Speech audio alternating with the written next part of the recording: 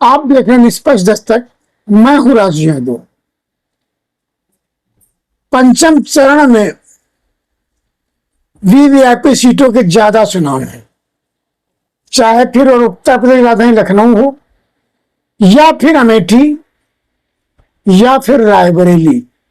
कई सारी वीआईपी सीटें इस चरण में हैं।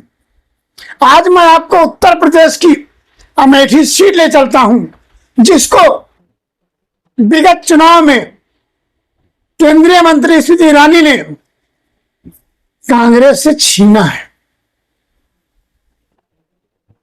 हलक में घुसकर निकाली अमेठी सीट। एक महिला जो कभी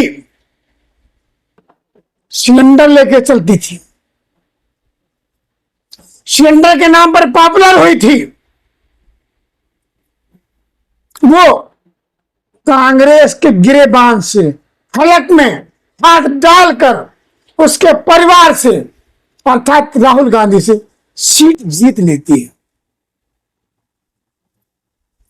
राजनीति भाजपा हो या आरएसएस करनी आती है, लेकिन उस पर सोने पर सुहागा जब मोदी आ जाते हैं तो बात कुछ अलग ही हो जाती है। 2009 के चुनाव में यही स्मृति ईरानी राहुल गांधी के शहंशाह से चुनाव 1 लाख से अधिक मतों से हार गई थी।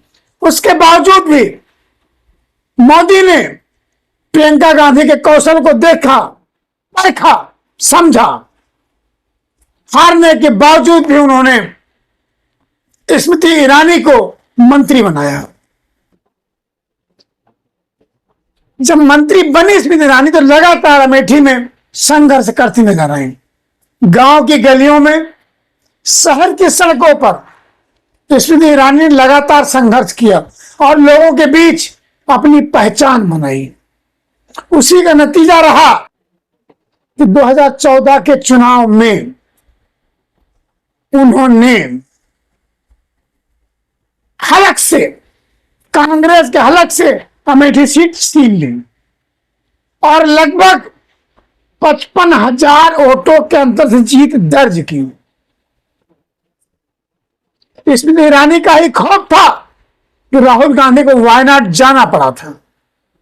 इस बार भी राहुल ये हिम्मत नहीं दिखा पाए कि अमेठी जाकर चुनाव नामांकन कर सके।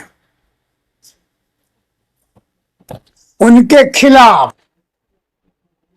अमेठी के चुनावी रण में अब मतदाता भी 2-2 हाथ करने को तैयार है। चुनाव प्रचार पूरे चरम पर है। मतदान का समय 20 जून है। भाजपा और कांग्रेस दोनों ने अपने दमखम के साथ चुनाव अभियान में जुटी रही। यही नहीं, अमेठी के मतदाताओं को रिझाने के लिए राजस्थान के 33 बड़े नेता जुटे हैं। राजस्थान के पूर्व मुख्यमंत्री अशोक गहलोत ने पूरी कमान संभाल रखी है। अमेठी का टक्कर स्मृति ईरानी और किशोरी लाल शर्मा के मध्य आकर सिमट गया है। कांग्रेस उम्मीदवार को गांधी नेहरू परिवार के पुराने रिश्तों से जुड़ाव और रणनीति के सहारे है। वहीं स्मृति ईरानी के साथ मोदी जैसा शासक, योगी जैसा कुशल शासक, योगी की कानून व्यवस्था और मोदी की अन्य व्यवस्था के सहारे वो अपने आप को जीत की दहलीज तक पहुंचाना चाहती। अमेठी के रण में देखना अब यह होगा कि किशोरी स्मृति ईरानी को लाल कर पाएंगे या उनका राजतिलक करने से रोक पाएंगे, या फिर खुद शर्मा जी शर्म से लाल होकर वापस जाएंगे। ये डिपेंड करता है अमेठी की जनता पर, वहां की मतदाता पर। वहां का मतदाता किस करवट जाता है, किसका भाग्य विधाता बनता है, ये वक्त तय करेगा कि क्या होगा। लेकिन एक बड़ी रुकावट जो स्मृति के क्षेत्र में आ रही है, वहां पर करणी सेना विरोध कर रही है। क्षत्रिय समाज भाजपा के प्रति नाराजगी है, ऐसी चर्चा बनी हुई है। अमेठी की केंद्रीय मंत्री स्मृति ईरानी की मुश्किलें बढ़ गई हैं। अमेठी में क्षत्रिय समुदाय के लोग भाजपा को वोट न देने की बात कर रहे हैं। अब बड़ा मुद्दा ऐसा है, अमेठी में क्या क्षत्रिय समाज भाजपा को वोट नहीं देगा? कसम खा रखी है। करणी सेना कर रही भाजपा का विरोध, अमेठी में भाजपा का विरोध करणी सेना कर रही है, क्योंकि करणी सेना के राष्ट्रीय अध्यक्ष महिपाल सिंह ने कहा है, जिस पार्टी का हमने सम्मान किया, मतदान किया, उसे जिताया, उसी भारतीय जनता पार्टी ने लोकसभा चुनाव उम्मीदवार महिला का अपमान करते हैं और भाजपा मुखिया शीर्ष नेतृत्व अपना मुंह तक नहीं खोलता है। उन्होंने कहा, हम हर हाल में भाजपा को वोट नहीं करेंगे। महिपाल सिंह ने महाभारत के उदाहरण देते हुए कहा कि जब द्रौपदी का चीर हरण हो रहा था तब कुछ लोग चुप बैठे थे और आज भी कुछ लोग चुप बैठे हैं। और जहां पे जिस समाज में महिला का अपमान होता है और जो लोग उसको बैठकर देखते हैं, उनका अंत अत्यंत दुर्भाग्यपूर्ण होता है। तो उन्होंने कहा, देश के मुखिया के पास एक भी शब्द नहीं था कि वो माफी तक मांग लें।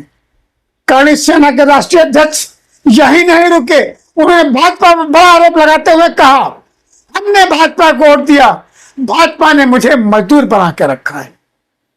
महिपाल सिंह ने कहा, हम ऐलान करते हैं कि देश का राजपूत भाजपा को वोट नहीं देगा।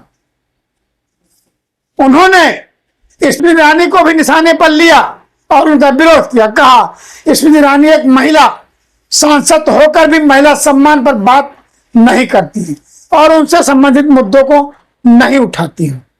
स्मृति ईरानी ये बोलने का कोई हक नहीं है कि महिला सम्मान की लड़ाई लड़ती है।